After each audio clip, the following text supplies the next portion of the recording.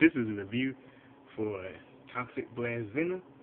He's from the 2009 to 2011 Spiderman Fiercest toy line. Now, basically, they keep calling this the Fiercest toy line simply because they don't really have an official name besides just calling it Spider-Man. So, and plus it comes with the battle cards, so I'm pretty much guessing that's why you can call it Fiercest because of that reason. Yeah. But anyways, I'm gonna enter. This is the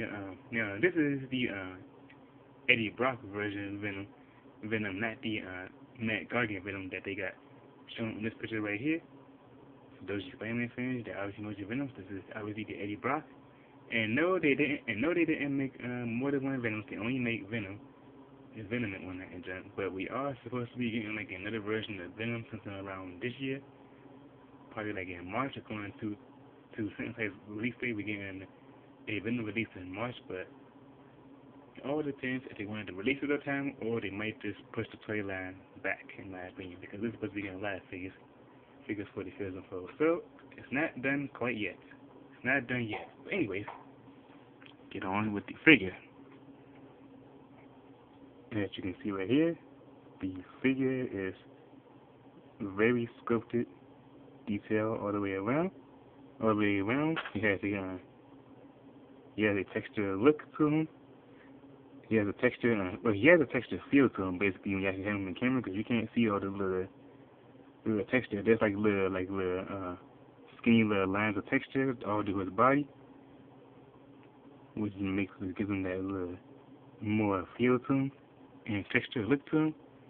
He's done in two colors. His basic color black with some nice blue highlights highlighting his body all the way around. But pretty much yeah. Now, in terms of accessories he come with the web axe, which you saw that fall from his hand. Pretty much yeah. Now, the way how this thing goes on, if that a lot of YouTubers place this thing on one finger, which is kind of incorrect because you can place both of these holes on both fingers, and just so you know, optional wise, it is optional to place it on both hands, really, but it's more or less meant for this hand right here, because this hand right here only has like one open hole, while all these fingers right here are molded together. So it's not more or less meant for this hand. It's more or less meant for this hand right here. And the idea to put on the web axe like this.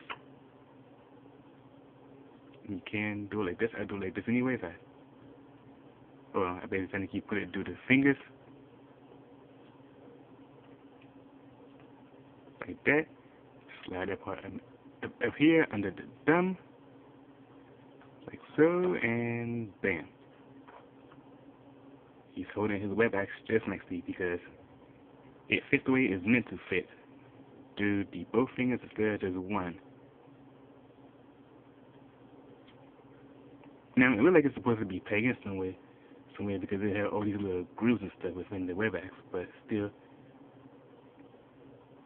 that's something a bit more later on. You will basically then keep know about the figure. Move this aside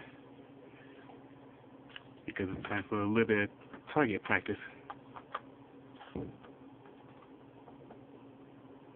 And some of you are probably wondering why I'm doing target practice, because I'm about to show you his second accessory with his little symbiote cannon. Yes, it is spawned from his body, because that's what's all on his body, which is the alien symbiote. So, in my opinion, this is the symbiote, like a symbiote cannon, and it's very well painted detail in the same type of way his body is. But pretty much yeah. It's painted in the same type of way as his body. So yeah, and it pretty much looks like all slimy and all that type of good alien symbiote, like it looks very symbiote, like you see in the comic books. It looks just like that. right there, but it's formed into a cannon. But enough about going into detail because it's just a small accessory.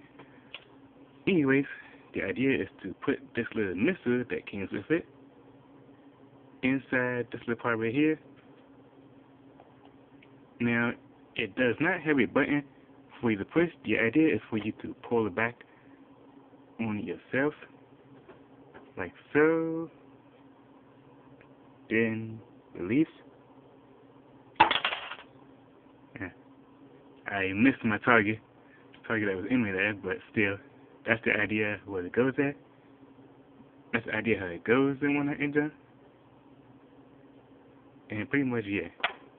And you can also see the rest of the detail on this arm too with our diva and gauntlet on there. Very, very Eddie Brock style Venom. And pretty much, yeah.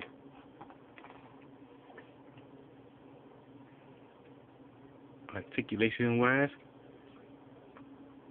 he has the little bulging neck, which can go up and down quite nicely.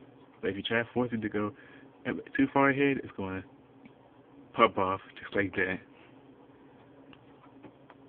And it can rotate all the way around as well too.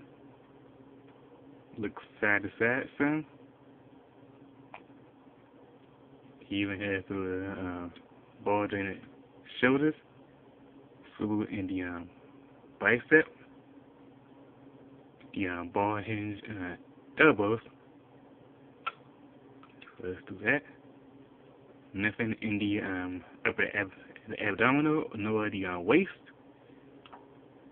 but he does have the little ball joints in the little leg dives, which can rotate one way forward, and when rotating the ball within a specific way, it can go in and out, and the ball as well rotate on it as well. So yeah, it basically has the same type of ball joint technology as a X-Men Origin figure and as an Iron Man 2 figure. But yeah, other than that, from the lower waist down, he has nothing else going on besides just those few points. Now, I would recommend this guy only if you're a Spider-Man fan. That's my only recommendation for you to get this guy. But I had this guy for quite a long time when I enjoyed. I just decided to review him one night because he's one of those minifigures that I have just stored away that I haven't reviewed yet. But pretty much yeah, though he's one of those figures I decided to review right now because I want to review them. And basically saying, yeah, this has been a review for the Toxic Blast Venom. And with that, I would say rate, comment, subscribe if you pretty much want to. But until then, later days, and I will see you guys at the next review.